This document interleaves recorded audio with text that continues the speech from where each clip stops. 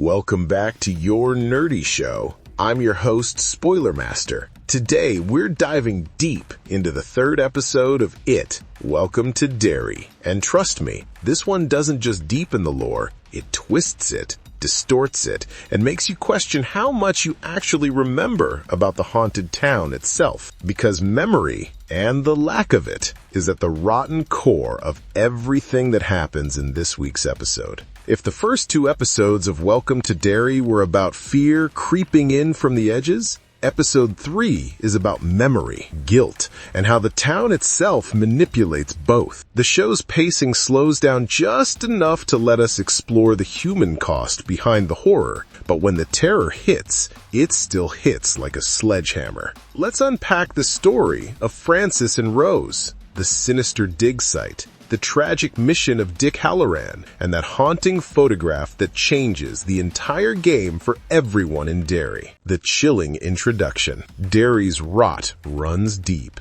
Derry's not just another small Maine town. It's the embodiment of everything vile festering under America's skin. It's greed, apathy, and generational guilt woven together into one festering curse. Every time someone tries to escape it, the town either swallows them back whole or erases them from existence. Episode 3 opens with something strange and nostalgic, a story within a story.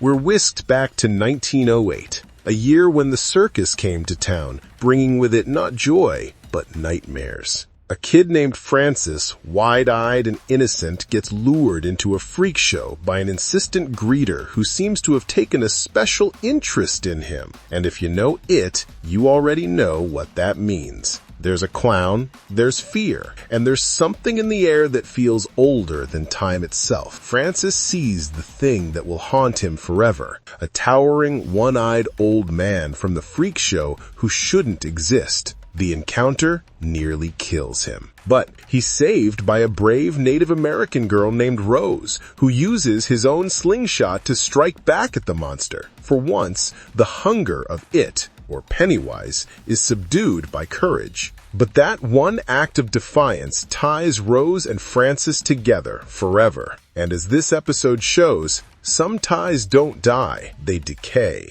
Francis returns as General Shaw, a past that won't stay buried. Fast forward to the 1960s. The sweet kid Francis has grown into General Francis Shaw, a hardened, arrogant, and deeply corrupted military man who has returned to Derry for reasons far darker than duty. He's running the secret dig site that sits atop sacred native ground, the same woods where Pennywise once stalked Francis as a child. But he's not back for archaeology or infrastructure. No, Shaw's hunting it. He's after the alien clown that nearly killed him decades ago, this time to tame it, control it, and weaponize its destructive power. You can tell exactly what kind of man Shaw has become. The kind who thinks he's equal to God. The kind who sees people of color as expendable tools. The kind whose faith is just another reflection of his ego. He's not trying to protect America from nuclear threats. He's trying to harness something older and far more powerful than any bomb. The irony? The very thing he's trying to control, it, represents the rot of his own kind. Derry's evil didn't start in the sewers. It started with men like him, digging, desecrating, and devouring everything sacred. Rose and the Sacred Land. Memory, trauma, and revenge. Now, remember Rose, the same girl who once saved Francis with a slingshot? She's still in Derry, still protecting her community, still tied to the same cursed land that Shaw is now tearing apart. Rose knows something's wrong at that dig site. She doesn't yet realize that the same boy she saved decades ago is now the man responsible for the desecration, but she feels it. Derry's land vibrates with unease. Her nephews already notice the military digging up more than dirt. They've unearthed something ancient and something hungry. Shaw visits Rose, pretending to be friendly, pretending to care. He claims he's forgotten their past, which in Derry might not be a lie. The town has a strange way of making people forget once they leave it. But the moment Shaw steps back into Derry, fragments of his memory start to return. Rose's face, the slingshot, the monster. Still, he lies through his teeth. He tells Rose that the military is simply installing water lines. She pretends to believe him, but we can see in her eyes, she knows better. She trusted him once before and paid the price. She's not about to make that mistake again. Meanwhile, the native community grows restless, preparing to push back against the military's intrusion. But Rose, with her quiet understanding of the supernatural, knows they're not just fighting soldiers, they're poking at the devil himself. The Bradley Gang Massacre. History written in blood. As Shaw digs deeper, the past bleeds through, literally. His men uncover an old car riddled with bullet holes. When his subordinate Fuller investigates, he realizes it's from the Bradley Gang Massacre of 1935, a dark chapter in Derry's history that fans of Stephen King will recognize immediately. The Bradley Gang were violent criminals, modeled after the real Brady Gang, but what happened in Derry wasn't just crime and punishment, it was a slaughter. The townspeople gunned them down in the streets, and Pennywise was there, taking part in the chaos. It was one of the earliest recorded times it appeared in his clown form, giddy, bloody, and feeding on the frenzy. That car, now dug up at Shaw's site, is soaked in Pennywise's presence, and Shaw wants to use it as a gateway to find the clown's lair. Dick Hallorann, The Shining Connection. One of the most fascinating threads this episode weaves is through Dick Hallorann. Yes, that Dick Hallorann, the same man who will one day mentor Danny Torrance in The Shining. Here, he's a young airman stationed in Derry, and he's beginning to realize the cost of having the shine. On the base, Dick's constantly belittled and dismissed for his race. Even his psychic gifts can't protect him from the casual cruelty of white officers. But Shaw sees his ability as a tool. Dick can sense things others can't. The presence of it, its movements, its hunger. So Shaw sends him up in a plane, literally using him as a psychic radar to locate its domain beneath Derry. Alongside him are Hanlon and Russo, two soldiers equally caught in Shaw's web of madness. The experiment is horrifying. Dick's psychic connection drags his consciousness down into the sewers, straight into Pennywise's lair. There, he's trapped in a nightmare of memories, faces of the dead, his own fears, and the suffocating presence of it, who peers into his mind and almost devours him. Meanwhile, his physical body starts acting on its own, opening the plane hatch mid-air, about to fall to his death. Banlon barely saves him, but the message is clear. It knows who he is now. The Shining has painted a target on his soul. Leroy Hanlon and the start of an alliance. After the horrifying flight, Hanlon, who we later realize is the father of Will Hanlon, a familiar name from IT's future timeline, invites Dick over for dinner. It's a quiet, almost domestic moment amid all the chaos, but it's also tense. Hanlon can tell that Dick has been inside his head before. During a previous test ordered by Shaw, 3 masked men attacked Hanlon, and Dick was among them, not to hurt him, but to read him, to see what kind of man he was, to test if he truly felt fear. Hanlon doesn't take that lightly. He tells Dick to stay out of his mind, but you can feel a grudging respect between them. They're both black men in a system that sees them as expendable. They're both dealing with forces, human and supernatural, that want to consume them. Their connection hints at something larger, the early formation of a resistance, a brotherhood against both human cruelty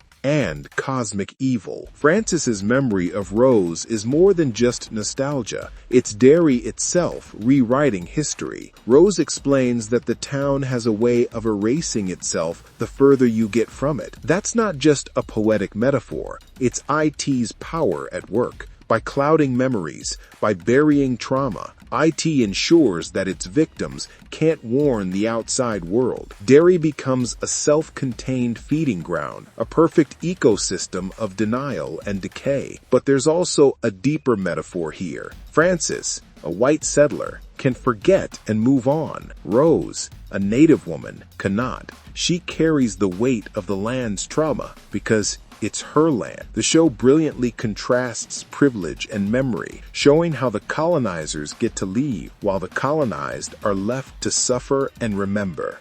The kids plan proof of the supernatural, while the adults spiral in greed and manipulation. The kids, Ronnie, Lily, Will, and Rich, decide to do something insane but brave. They're going to prove Pennywise exists. Ronnie's father has been jailed for the Capitol Theater murders, crimes he didn't commit. The adults refuse to believe the truth that something supernatural is stalking their town. So the kids come up with the only plan they can think of. They'll photograph the monster. With Will Hanlon's brains, Rich's chaotic confidence, and Lily's courage, they sneak into the cemetery, armed with nothing but a camera, their bikes, and desperation. The graveyard ritual. Fear comes alive. Rich leads them through a half-baked ritual involving his uncle's supposed ghostly connections, mixing up Santeria and folklore in a way that's both ridiculous and chilling. But they don't need a ritual to summon IT. They're already in his territory. The ground starts to shake. The air turns molten. Ghosts rise.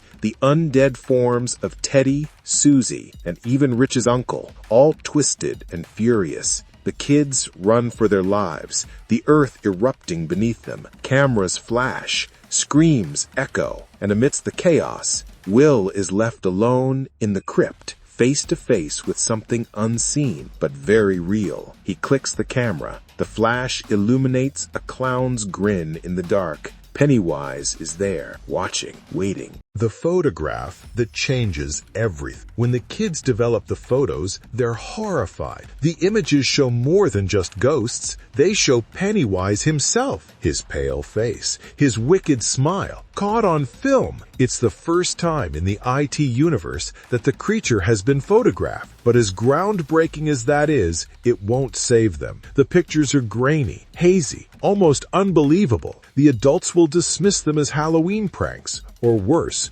accuse the kids of fabricating evidence. Still, the photograph changes everything for the audience. It proves that IT's illusions have physical form, that he can be captured, documented, maybe even studied. And if that's true, then the government's involvement in Derry might go even deeper than we think. Maybe there are other photos, other records, destroyed or hidden to protect the lie that Derry is just another sleepy town. What the ending means? New alliances and old horrors. By the end of episode 3, every major storyline has converged around one truth. IT is awake, aware, and adapting. Francis Shaw's greed has put him directly in the monster's path. Rose's patience is wearing thin, and her people are preparing for a confrontation. Dick Hallorann has come face to face with cosmic evil and barely survived. And the kids, sweet, brave, hopeless kids, have proof that no adult will ever believe. The episode closes on an eerie note of realization. Memory itself is the weapon. Derry's curse isn't just that people die, it's that those who survive forget. Forget the screams, the blood, the faces. Forget the clown. But not everyone forgets. Rose remembers. The kids remember. And somewhere in the shadows of Derry, Pennywise smiles. Because the only thing more delicious than fear is false hope. Our nerdy thoughts. Episode 3 of IT Welcome to Derry might not be as outright terrifying as the first two, but it's more important. It peels back the psychological layers that make Derry such a perfect hunting ground for Pennywise. We get a sharp social critique of colonial greed, a chilling prelude to The Shining, and a haunting glimpse of how IT manipulates both fear and memory to keep himself alive. And with that photograph now out in the world, the game has officially changed. Pennywise isn't just a ghost story anymore. He's a documented phenomenon. But how long will that truth last before Derry erases it again? Let me know your theories. Is Francis going to unleash IT? Can Dick and Hanlon stop Shaw before it's too late? And do you think the kid's photo will survive episode 4? Drop your thoughts in the comments below. And if you enjoyed this deep dive, hit that like button, subscribe, and stay tuned for more breakdowns from your nerdy show. Because in Derry, memory fades, but fear never dies.